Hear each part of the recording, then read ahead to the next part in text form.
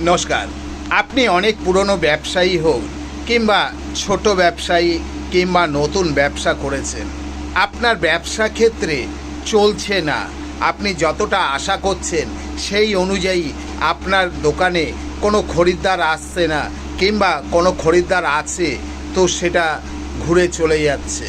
আপনি ব্যবসায় খুব ভালো লাভবান করতে পারছেন না, আপনার মনটি ভেঙে যাচ্ছে।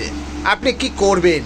আপনি এই ছোট্ট উপায়টি করুন, দেখবেন আপনার ব্যবসাটি কিভাবে দুর্দান্ত ফল দেয় এবং আপনার ব্যবসায় কিভাবে খরিদ্দার পুনরায় আপনার কাছে আসে এবং আপনি কন্ট্যাক্ট বলুন যাই বলুন। আপনি কি করবেন?